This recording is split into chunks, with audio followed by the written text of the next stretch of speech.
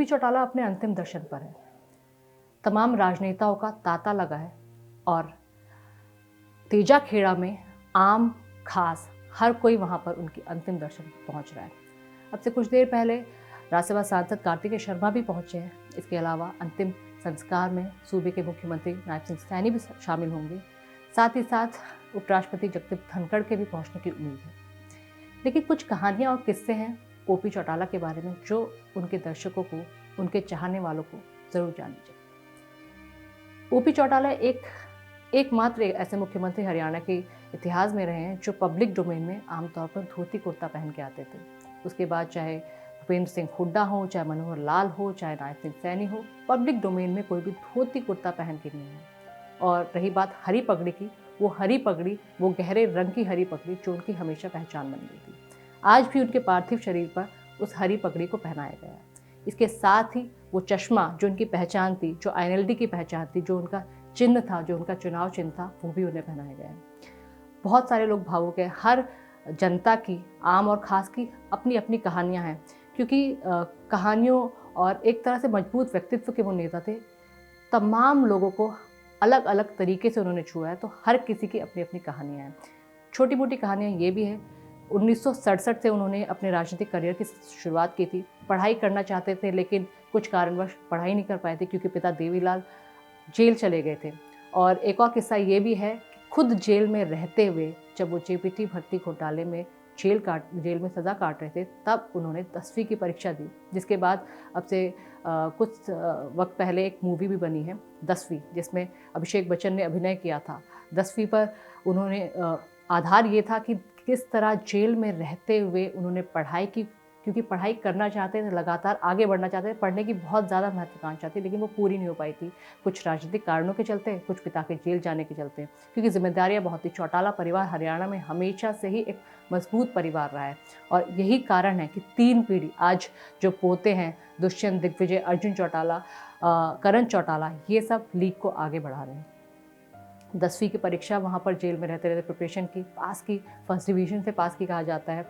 और फिर साल 1978 का भी एक किस्सा है, जब बैंकॉक से एक सम्मेलन से लौट रहे थे तो एयरपोर्ट पर कस्टम विभाग ने उन्हें पकड़ लिया, ये कहते हुए कि आप तस्करी कर रहे हैं महंगी घड़ियों की, महंगे महंगे पेन्स की। जिसके बाद जब देवीलाल को ये खबर मिली, वो खुद अपना इलाज करा रहे थे PGI चंडीगढ़ में, तो उन्होंने बिना कुछ सोचे समझे एक पब्लिक कॉन्फ्रेंस करते हुए बाकायदा ये कह डाला कि ये मेरा बेटा हो ही नहीं सकता। अगर इसने ऐसा काम किया है तो इसके लिए मेरे घर के दरवाजे बंद हो चुके हैं। लेकिन बाद में जब जांच बैठी, क्लीन साबित हुए, जांच से वो निर्दोष साबित हुए, तो उसके बाद पिता ने माफ़ भी कर दिया। और जब साल 1989 में उन्होंने पहली बार मुख्यमंत्री पद की शपथ ली थी, उसके पीछे भी काफ़ी रोचक एक किस्सा है जो भाई भाई में एक तरह से कह सकते हैं तलवार खींच गया। 1987 में जब चुनाव हुए थे, रणदीप चौटाला उस समय जीत गए थे, लेकिन ओपी चौटाला जब महम चौबीसी यानी अपने पिता वाली सीट से चुनाव लड़ने की बात आई थी, तो शायद ये कहा जाता है कि 2 बार वो चुनाव हार गए थे। वो वहाँ की सीट, वहाँ की विधानसभा सीट उनके लिए लकी साबित नहीं हो पाई।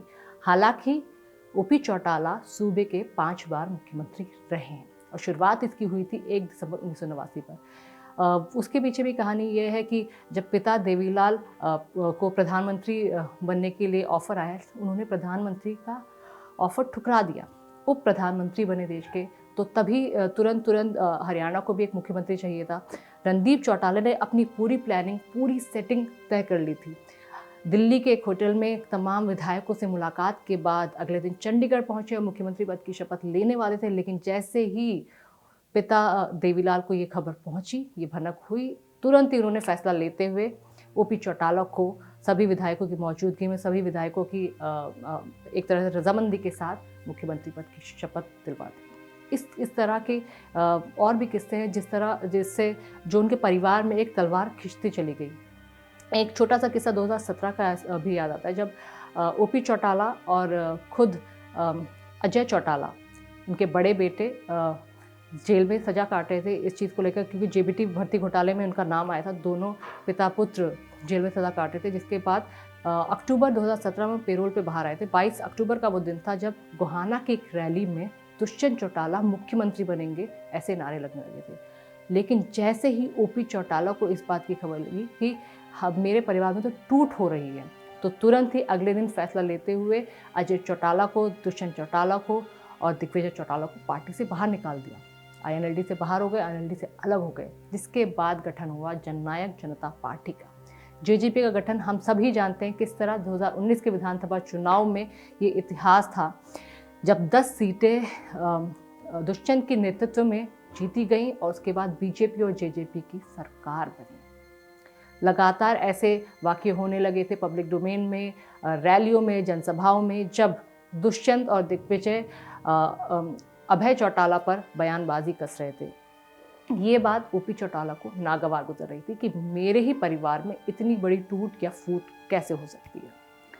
उसके बाद अलग पार्टी का गठन हुआ, 2019 में सरकार बनी। यहाँ से चाचा अभय भी बोलने लगे कि ये आजकल के लड़के क्या कर पाएंगे, और इसी तरह के तमाम के बढ़ती रही और तलवार लगातार खिंचती चली गई। 2019 में 10 सीटें जेजेपी ने जीती, बीजेपी के साथ सरकार बनाई, और 2024 विधानसभा चुनाव आते आते सिर्फ 6 महीने पहले बीजेपी और जेजेपी अलग हो गए। ये भी एक कहानी थी जिसमें कभी सोचा भी नहीं होगा कि दुष्यंत को अलग होना पड़ेगा। फरवरी मार्च का वो वक्त था 2024 इस साल की शुरुआत में, और उप मुख्यमंत्री के पद से उन्हें इस्तीफा देना पड़ा। और कहीं ना कहीं दुष्यंत को ये महसूस होने लगा था कि अब कम से कम जब पार्टी 5 साढ़े 4 साल बाद काम करने के बाद अलग हुई है, तो वो जो भावना है, जो जन भावना है, हमसे जुड़ेगी।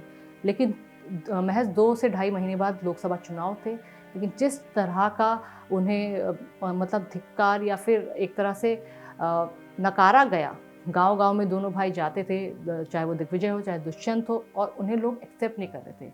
तो कई वीडियो भी सामने आए जिसमें ये कहते हुए देखा जा सकता था, सुना जा सकता था, जब दुष्यंत कहते थे कि भाई, एक हरियाणा में कहावत है, भुंडी बन गई, मतलब बहुत बुरा हुआ। बीजेपी के साथ जाना कहीं ना कहीं जो आईएनएलडी और जेजेपी के कोर समर्थक थे उन्हें नागवार गुजरा। उन्हें पसंद नहीं आया कि किस तरह दादा और परदादा की वो लीग को दुष्यंत और दिग्विजय ने तोड़ डाला और वो बीजेपी के साथ चले गए। और यही कारण है कि 2024 के जो विधानसभा चुनाव है उसमें जेजेपी के खाते एक भी सीट नहीं है, यानी नील बटे सन्नाटा। लेकिन आईएनएलडी को फिर भी 2 सीटों का फ़ायदा हुआ। ये ही कुछ कहानियाँ हैं, हरे रंग, स्मगलिंग से लेकर 10वीं परीक्षा पास करने से लेकर किस तरह परिवार में फूट आई, और खुद ओपी चौटाला के भाई रणदीप चौटाला को भी उन्होंने काफ़ी हद तक समर्थन किया। यही नतीजा है, वो राज्यसभा सांसद भी बने, विधायक भी बने, अपनी सीट से जीते भी थे। वो भी बनना चाहते थे मुख्यमंत्री, लेकिन मुख्यमंत्री बनने से चूक भी गए थे। लेकिन आज का जो दिन है हरियाणा में बेहद शोक का दिन है, गमगीन दिन है, और जहाँ पर हर कोई, हर आम और हर खास उन्हें विदाई दे रहा है, नम आंखों से विदाई दे रहा है। 3 दिन का राजकीय शोक राज्य भर में घोषित किया गया, और आज का दिन 21 दिसंबर का दिन, अंतिम विदाई का दिन, एक तरह से अवकाश घोषित किया गया। नमस्कार।